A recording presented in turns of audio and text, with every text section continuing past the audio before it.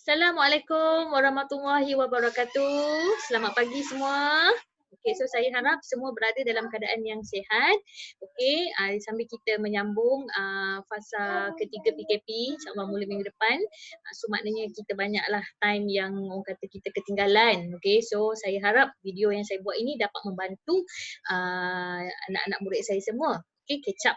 Okay, so semalam kita dah masuk kesihatan manusia part 1. So hari ni kita teruskan kepada part 2 dan kalau boleh saya akan habiskan semua. Pastikan video yang saya ada ni maknanya kamu tonton dan kamu tonton bersama-sama buku bersama-sama buku. Okay, kita tengok, saya share screen. Okay, so nampak Okay, alright, so bagaimana menghalang penyakit berjangkit dari terus menyakiti orang lain. So sebelum ni kita saya rasa semua orang pernah experience demam kan, demam sesama, dan mungkin ada juga yang mungkin pernah mengalami demam denggi. Mudah sangat ke kita ni dia jangkiti penyakit sebenarnya? Kan? Sebenarnya untuk pengetahuan kamu semua, sekeliling kita ni sekarang ni berjuta-juta virus dan bakteria ada. Berjuta-juta. Bukan sahaja yang kita paling takut sekarang ni COVID-19 kan. Tapi berjuta-juta virus yang berada di sekeliling kita yang sedang sebenarnya menyerang kita ni. Tapi kita ada sistem perlindungan, okay, yang membantu kita fight. Sekurang-kurangnya kalau dah demam tu kadang-kadang demam tu berlaku jugalah kan. Tapi demam tu berlaku apabila sistem imun kita dah cukup dah kalah dah tu. Okay. Demam tu sebenarnya menunjukkan sistem imun kita ni, antibody kita ni sedang melawan dengan virus yang menyerang tu ataupun bakteria yang menyerang kita tu. Itulah menyebabkan kita demam. Maknanya tanda tengah berperang. Bom dekat dalam tu meletup sana ni, boom sana, pistol tu senapang, semua meriam semua ada. Itu sebab kita naik suhu badan. Itu secara analogi mudahnya lah. Okay. Tapi kita tengok apa yang berlaku sebenarnya dari segi konsep sains. Okay. So, kita punya cara jangkitan kita terbahagi kepada 3 peringkat. Okay, iaitu peringkat pertama, okay, yang kita kena adalah macam mana kita nak menghalang benda paling mudah, kesedaran menjaga kesihatan. Macam yang kita buat sekarang ni lah. Itu peringkat paling basic kita boleh buat. Pakai mask, cuci tangan bersih-bersih. Cikgu dah ajar dah hari tu macam mana cara cuci tangan. Ada berapa step hari tu? 10 kan? Okay. Buat pemeriksaan doktor jika sakit. Kalau demam lama sangat nak kebah, demam kalau selesema 2-3 hari tu biasa. Okay. Tapi kalau lama sangat 3-4 hari pun masih tak baik, you all cepat-cepat pergi ke doktor Okey, ambil vaksin suntikan. Ini saya rasa mak kamu memang daripada kamu kecil kan, dia dah bawa dah pergi injection. Okey. Mana pula ni? Alright. Okey, so amalkan gaya hidup sihat. So semua orang tahu dah ni apa gaya hidup sihat Pemakanan seimbang. Okey. Sekejap. Okey, senam. Okey, peringkat sekunder, peringkat kedua yang kita boleh buat, memutuskan rangkaian penyakit di kawasan berisiko. Okey, contoh yang apa yang kita buat sekarang, perintah kawalan pergerakan ni. Maknanya kita dah selesai peringkat pertama tapi tengok macam susah juga nak bendung, kerajaan pun buatlah peringkat yang kedua. Asingkan pesakit. Sebenarnya PKP ni dibuat untuk kita isolate. Mana antara orang yang bergejala, okey, dan positif, kita asingkan dia daripada orang lain supaya jangkitan itu tidak bertambah menular. Okey, selain daripada COVID-19, penyakit denggi contohnya, itu sebab orang denggi dia akan duduk dekat hospital sebaiknya. Okey, menerima rawatan dan pihak Kementerian Kesihatan akan datang dekat kawasan rumah tu untuk buat fogging.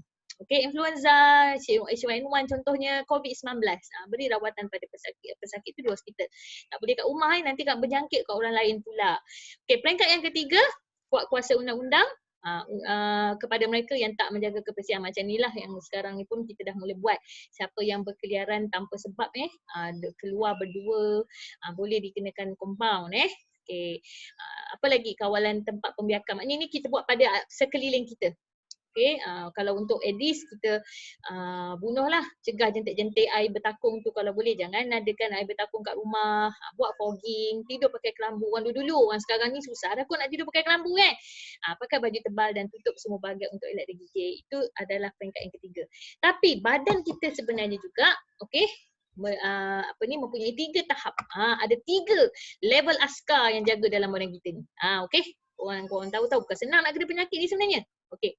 So bagaimana kita nak tengok sekarang ni kita punya sistem pertahanan badan, Avengers team dalam badan kita. Ini Ultraman kan. Okey. Bagaimana badan kita mempertahankan diri dari dijangkiti penyakit? Apa yang badan kita buat jika patogen menyerang? Okey, bila patogen menyerang, badan kita melawan 3 peringkat. Askar, okey. Okey, tengok peringkat pertama, barisan luar badan. Ini kadang-kadang kita tak perasan tau. Kita tak perasan sebenarnya tu, fungsi-fungsi. Contoh, patogen boleh memasuki badan kita ni melalui apa dia? Patogen ingat tak semalam cikgu cakap apa? Vektor adalah organisma yang membawa patogen. Patogen ni selalunya terdiri daripada bakteria dan juga virus. Okey. So contohnya, berapa minit lagi ni? Okey. Rongga terbuka, mata, telinga, hidung, faraj. Untuk COVID-19 ni mata, telinga, hidung tu penting. Mulut satu lagi. Okey, asalkan benda berongga yang boleh masuk dalam badan, itulah tempat pertama kuman virus masuk. Okey, semasa respirasi contohnya kita menyedut udara. Semasa perkumuhan, buang air kecil, peluh. Semasa pencernaan pun boleh. Okey, makanan, melalui makanan tu. Okey, dan luka. Ini cikgu bukan cakap pasal COVID-19, ini kita cakap pasal semua jenis virus dan bakteria. Luka tu sebab bila luka kamu kena basuh, bersihkan dan tutup.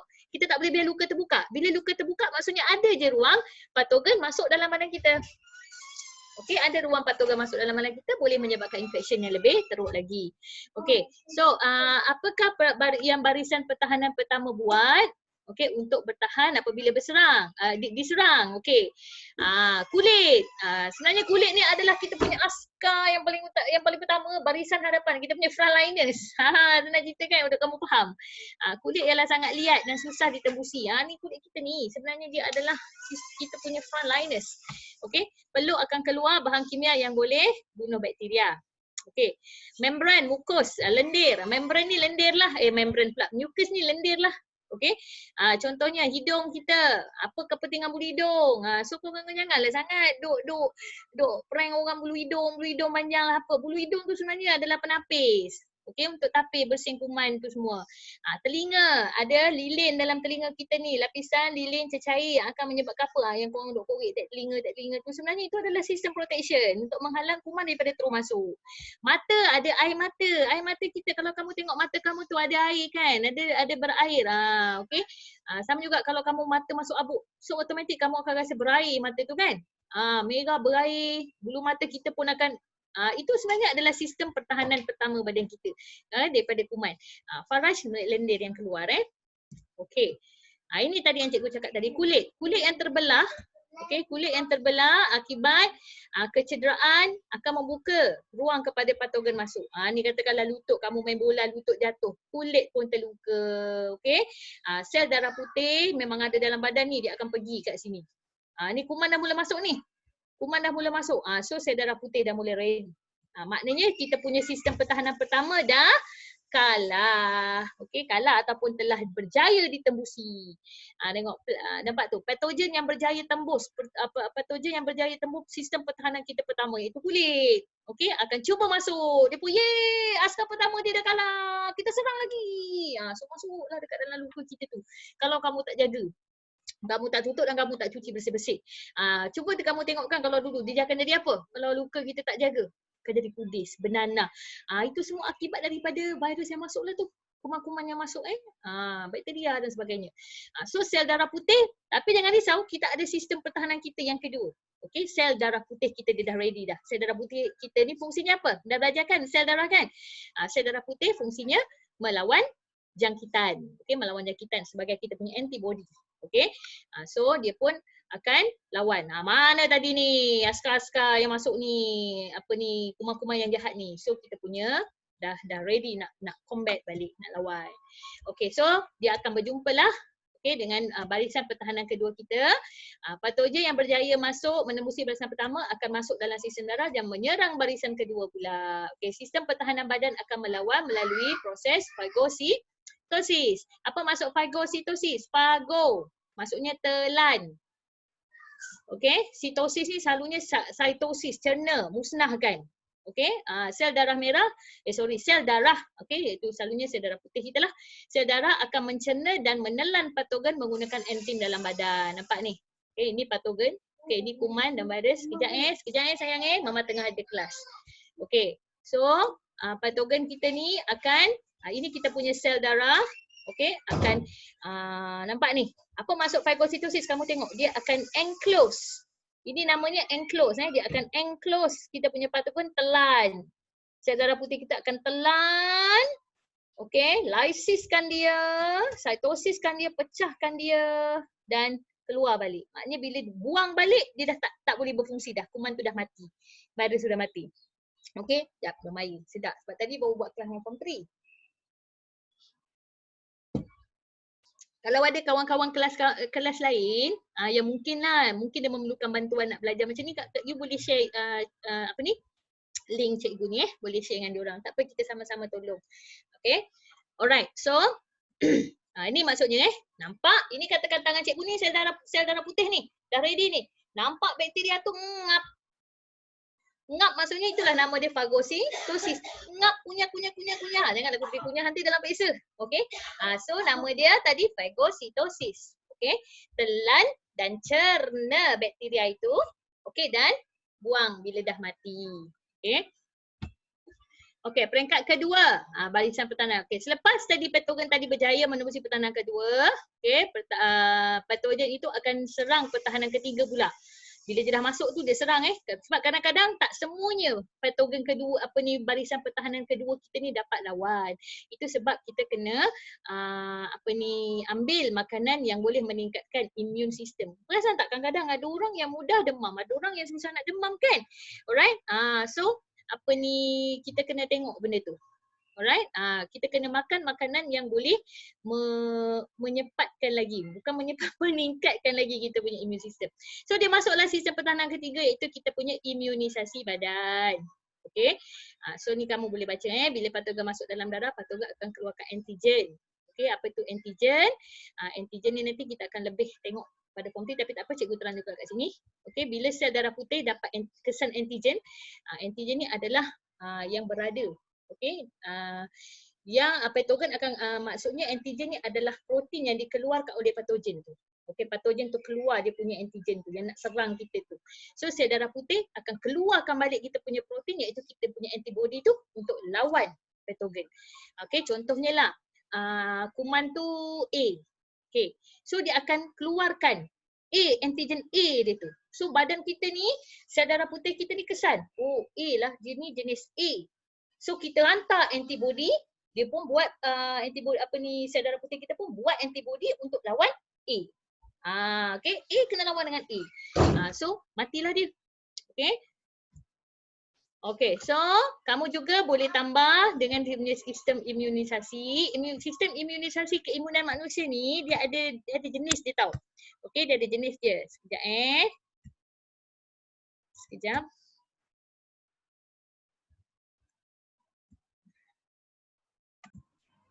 Okey, sekejap saya tengok ada berapa slide lagi. Oh, sikit lagi. Okey. Sekejap.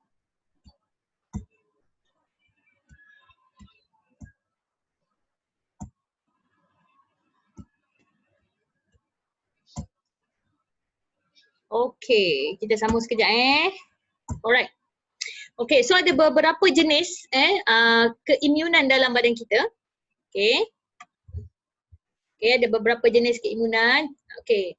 Dua yang utama adalah aktif dan pasif. Aktif ni apa maksudnya? Badan kita hasilkan sendiri. Badan kita buat sendiri. Manakala pasif, kita tak boleh buat. Kita dapat dia daripada sumber luar. Okey, dua benda berbeza. Okey, and then aktif tu pula yang badan kita buat sendiri terbahagi kepada dua jenis. Pertama, aktif semula jadi. Semula jadi tu maksudnya bahan dia bukan bahan. Dia terhasil secara semula jadi dalam badan kita. Contoh, bila kamu kena chicken pox. Siapa sini pernah kena chicken pox? Angkat tangan. Selalunya bila kena chicken pox kamu tak kena lagi kan? Susah nak kena lagi kan? Okey, so itulah kita kata keimunan aktif semula jadi. Maksudnya kita kena penyakit itu dan badan kita akan menghasilkan antibody secara semula jadi untuk melawan penyakit tersebut, melawan virus tersebut. So next time kalau virus tu serang balik, badan kita dia dah ada rekod. Oh ini kau dah pernah masuk dulu ni, dah tahu dah macam mana cara nak lawan. So tak adalah kita kena penyakit tu. Okey, kamu boleh tengok kat situ. Contohnya chicken pox. Okey, yang kedua, aktif yang badan kita buat tapi secara buatan. Ini maksudnya kena rangsangan dulu daripada luar. Contohnya adalah vaksin. Okey, vaksin tu contohnya kita pergi injection. Sebenarnya vaksin adalah virus yang dilemahkan. Virus atau bakteria yang dilemahkan dan disuntik dalam badan kita. Maknanya dia bukan dalam version yang kuat, dalam version yang lemah. Supaya dia stimulate kita punya antibody tadi, sel darah kita kenal. Ini kuman jenis apa ni? Jom kita lawan dia. So dia dah tahu dah macam mana cara nak lawan dan badan kita dah kenal dan boleh lawan penyakit tu kalau datang. Okey, badan disuntik oleh vaksin untuk melawan penyakit, badan akan merangsang antigen terhadap penyakit itu sebagai pertahanan. So selalunya dia kekal lama dan tapi selalunya kita memerlukan booster. Okey, first dose, second dose. Okey, ni cikgu ambil contoh BCG. Kamu lahir-lahir je dulu, okey, mak kamu akan bawa kamu pergi injek BCG. Bukan bawa, memang duduk kat hospital tu dah kena dah. Okey, BCG ni untuk penyakit batuk kering, tuberculosis.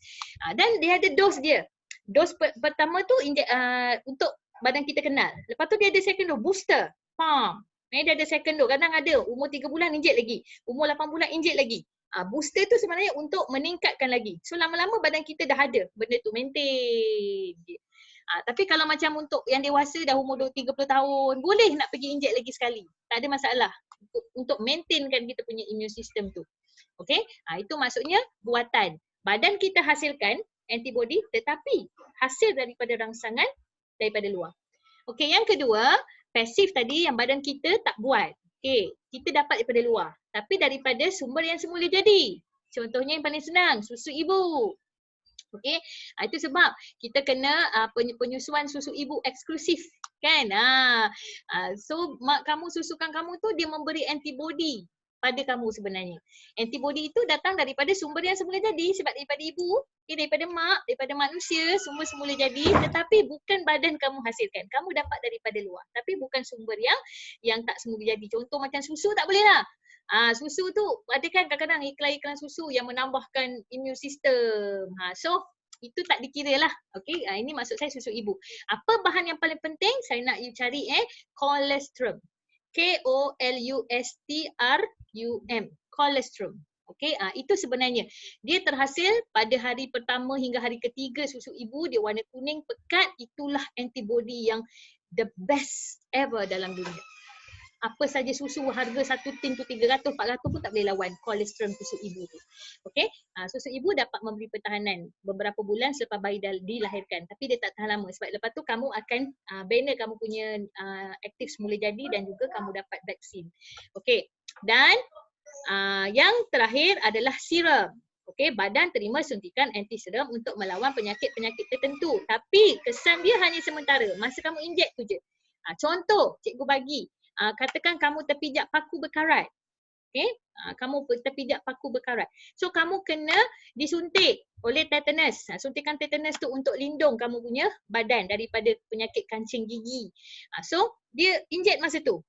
So maksudnya tak adalah lepas tu katakan kamu terpijak paku lagi, kamu dah immune. Tak, setiap kali kamu kena injek. Maknanya immune tu naik bila kamu injection. Lepas tu dia drop. Contoh kamu kena patuk ular. Kan dia ada vaksin, bukan vaksin, serum dia, anti serum untuk lawan bisa ular tu. Okey, so bila kamu disuntik, imun kamu naik, kamu boleh lawan. Okey, ada virus apa tu, bisa daripada ular tu, and then dia turun balik lepas berapa ketika. Tak adalah sekali kena patuk, sekali kena injek, lepas tu kau kebal selama-lamanya. Tak. Okey, sebab dia adalah pasif dan buatan. So dia hanya ada bila kita ambil, turun balik. Macam tu. Okey, so boleh faham Okay, so nanti tengok jadual, saya akan bagi slide ni nanti. Ingatkan saya kalau terlupa melalui Cikgu Zuriana. Okay, so bagaimana tingkatkan immune system? Okay, tengok ni ada banyak. Okay, tak merokok, buat pemeriksaan kesihatan, rehat dan tidur yang cukup. Amalkan gaya hidup sihat, jangan stres. Makan ni penting ni, amalkan gizi yang seimbang, jangan makan fast food saja. Okay, ramen lah, segala-galanya yang kau makan tu semuanya tak berhasiat. Tapi saya rasa di rumah ni semua dapat makan berhasiat kan? Okay. Kurangkan pengambilan gula, beriadah. Ini tak boleh keluar, jangan pula jumpa kawan main bola petang-petang. PKP tak boleh, habis kau kena saman, kena angkut nanti buat pergi balai. Buat aktiviti beriadah di rumah dengan keluarga, mak ayah, adik-beradik. Okay, alright. So sekian, terima kasih, semoga bermanfaat. Okay, so cikgu rasa habis dah bab 4. Okey, dah habis bab 4.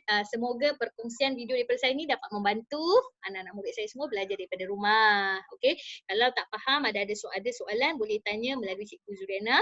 Okey. ataupun boleh WhatsApp saya, boleh minta nombor saya pada Cikgu Zurena. Okay, so insyaAllah saya akan pass beberapa latihan juga untuk kamu. Okay, alright. Assalamualaikum warahmatullahi wabarakatuh. Selamat sejahtera. Stay at home. Okay, jaga diri, patuhi PKP. Okay, Assalamualaikum warahmatullahi wabarakatuh. Bye.